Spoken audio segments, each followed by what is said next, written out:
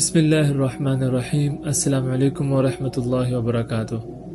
آج میں آپ کو ایک ایسے عظیم انجینئر کے بارے میں بتاؤں گا جنہوں نے مسجد الحرام اور مسجد نبوی کو ڈیزائن کیا اور اس کے بدلے میں کوئی معاوضہ نہ لیا، پھر اللہ تعالیٰ نے ان کی کس طرح مدد کی۔ ان کا نام ڈاکٹر محمد کمال اسماعیل تھا۔ یہ 1908 میں پیدا ہوئے اور 2008 میں اپنے خالق حقیقی سے جا ملے، یعنی پورے 100 سال کی زندگی انہوں نے گزاری۔ یہ ایک مصری انجینئر اور آرکیٹیکٹ تھے جنہوں نے دنیاوی بدوباش سے دور ہو کر نامعلوم رہنے کو ترجیح دی۔ وہ مصر کی تاریخ کے سب سے کم عمر شخص تھے جنہوں نے ہائی اسکول سرٹیفکیٹ حاصل کیا، پھر رائل اسکول آف انجینئرنگ کا سب سے کم عمر طالب علم رہے اور وہاں سے انہوں نے گریجویٹ کی ڈگری لی، پھر سب سے کم عمر جن کو یورپ سے اسلامک آرکیٹیکچر میں ڈائریکٹ کے 3 ڈگریاں لینے کے لیے بھیجا گیا۔ وہ پہلے انجینئر بھی تھے جنہوں نے حرمین شریفین کے توسیعی منصوبے کی تعمیر اور عمل درآمد کے لیے اختیارات سنبھالے۔ انہوں نے شاہ فہد اور بن لادن کمپنی کے بار بار اصرار کے باوجود انجینئرنگ ڈیزائن اور آرکیٹیکچرل نگرانی کے لیے کسی قسم کا معاوضہ لینے سے انکار کر دیا اور کہا کہ میں 2 مقدس مساجد کے کاموں کے لیے کیوں معاوضہ لوں اور قیامت والے دن اللہ تعالیٰ کے کیسے سامنا کروں گا۔ اس عظیم آدمی کے حرمین شریفین میں نصب کیے گئے سفید پتھر کے حصول کی بھی بڑی دلچسپ کہانی ہے۔ یہ وہی پتھر ہے جو حرم مکی مطاف اور چھت اور باہر سین میں لگا ہے۔ اس کی خصوصیت یہ ہے کہ گرمی کو جذب کر کے فرش کی سطح کو ٹھنڈا رکھتا ہے۔ یہ پتھر ایک ملک گریس میں ایک چھوٹے سے پہاڑ میں دستیاب تھا۔ وہ سفر کر کے گریس گئے اور حرم کے لیے کافی مقدار میں تقریباً آدھا پہاڑ خریدنے کا معاہدہ کیا۔ معاہدے پر دستخط کر کے وہ واپس مکہ لوٹے اور سفید پتھر سٹاک میں آ گیا اور مکہ حرم میں پتھر کی تنصیب مکمل کرے۔ 15 سال بعد سعودی حکومت نے ایسا ہی پتھر مسجد نبوی میں بھی نصب کرنے کو کہا۔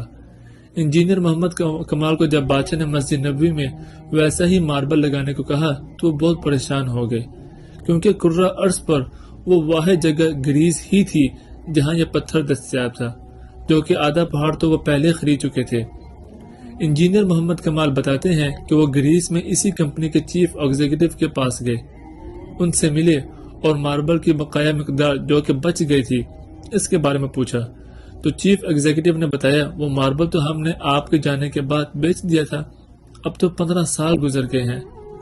تو انجینئر کمال بہت افسردہ ہوئے اور میٹنگ چھوڑ کے جانے لگے تو آفس سیکرٹری سے ملے اور گزارش کی کہ مجھے اس شخص کا اتا پتہ بتا دیں جس نے بقایا تمام ماربل کی مقدار خریدی۔ تو انہوں نے کہا پرانا ریکارڈ تلاش کرنا تو بہت مشکل ہے، لیکن آپ مجھے اپنا فون نمبر دے دیں، میں تلاش کرنے کی پوری کوشش کروں گا۔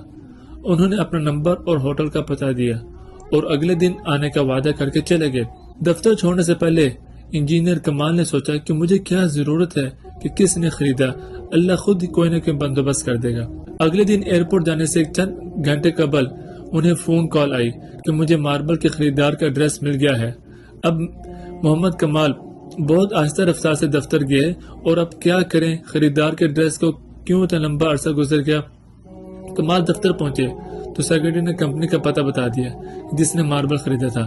جب کمال نے پتہ دیکھا تو کچھ دیر کے لیے ان کا دل دھڑکنا بھول ہی گیا، پھر زور کا سانس لیا کیونکہ وہ کمپنی جس نے ماربل خریدا تھا وہ کوئی سعودی کمپنی تھی۔